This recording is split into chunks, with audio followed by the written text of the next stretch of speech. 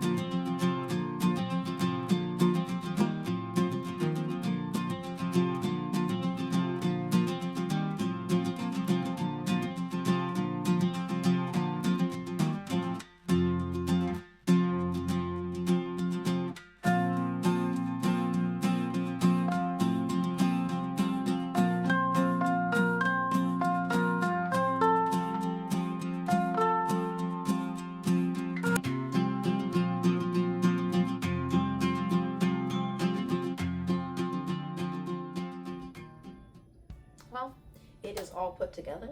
I love, like I said, it's my second favorite, and I'm going to tell you why this is my second favorite, because you're probably thinking Samhain altar got to be the top. But I have a birthday very close to Yule, so that's why my Yule altar is actually a little bit more of my favorite. But with that being said, I love this one, and I love how cozy it feels in here, and just how magical this whole time of the year is. I guess to start off, Samhain which is New Year, but it's also a good time, and it's time to remember people that passed away, to remember people that you have loved in your life and lost. And one thing I do is starting October 1st. So currently I'm filming this the 2nd. There's only 2 papers in there, but every day I write a note to somebody that has passed away in my life, and a memory, just something I want to tell them, something along those lines. And I write that and put that in there. And then on Samhain, on Halloween, I burn it as part of a bonfire. And I encourage everybody that comes to my house, if they want to participate, they can feel free to do it. And then we send those messages along to wherever they're going. Anyways, I want to start off with that because it's very important to me. It's a tradition that I've enjoyed for the past couple years. And last month, around Mabon, I honored my goddess, Morgan. This time, I'm honoring Loki. He's the masculine energy, at least I view him as a masculine energy. Like I said before, I like a good balance in my life between order and chaos. He's a little bit more the chaos part. And even though that might sound like, why do you need that? Why do you want that? I find that when I have too much order, too much structure, then I get in a certain kind of headspace that, gotta have some fun, gotta let loose. I think the chaos energy can be beneficial, can help you get through a lot of things that you might need to get through in your life. It's helped me. There were several roadblocks that I encountered in life, and sometimes just being able to, mess it up, have some fun, not take life too seriously, has helped. And I put him on the left side of my altar.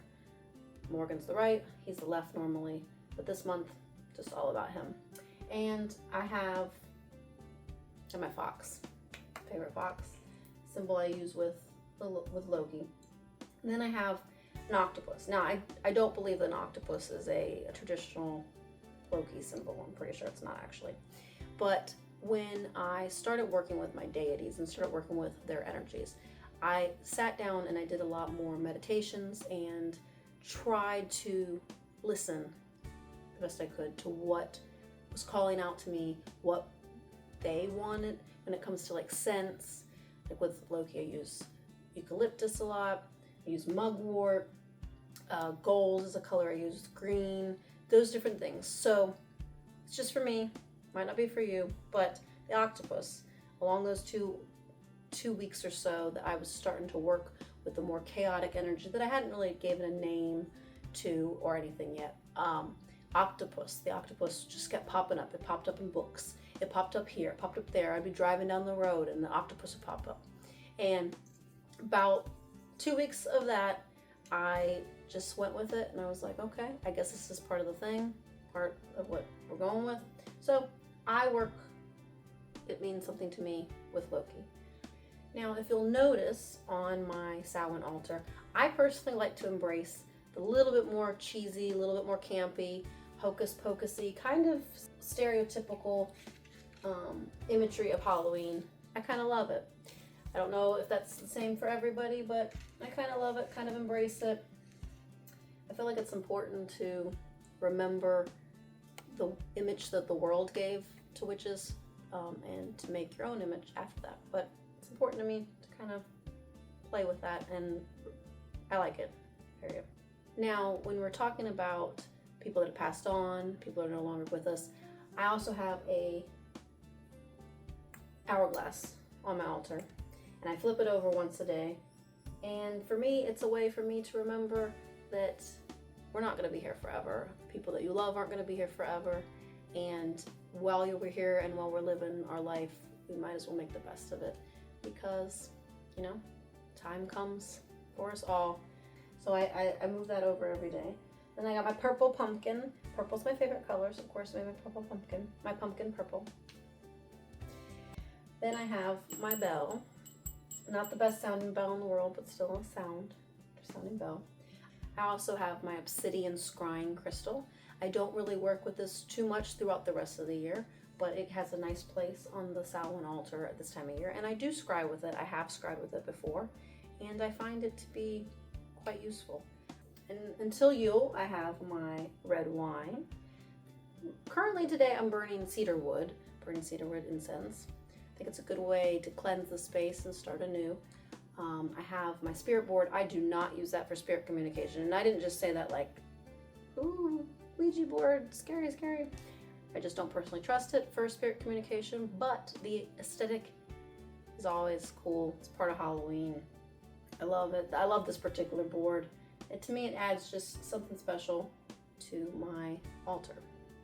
And then this is also going back to my decorations up here change every month.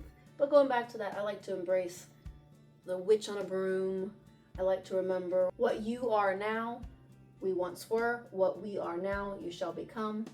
I like to have that, talking about remembering and that life is, you know, we're just moving through life and it's going fast, and you gotta enjoy it while you're here. When I was making my altar, I pulled another Halloween Oracle deck card. This one is the Skull of Flowers, creating through the ashes.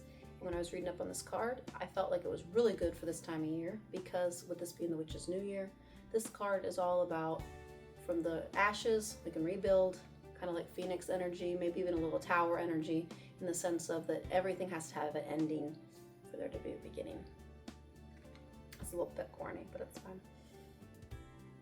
And lastly, I have my black candle. It's actually a homemade candle. I didn't make it. I'm not very crafty, but I'm gonna light this on Samhain. Every year I light a black candle to usher in the Witch's New Year, to celebrate Halloween, celebrate Samhain. And I hope that you have enjoyed my Samhain altar tour. I hope that all my witchy people out there, you guys have a fantastic Halloween season and make as much magic as possible.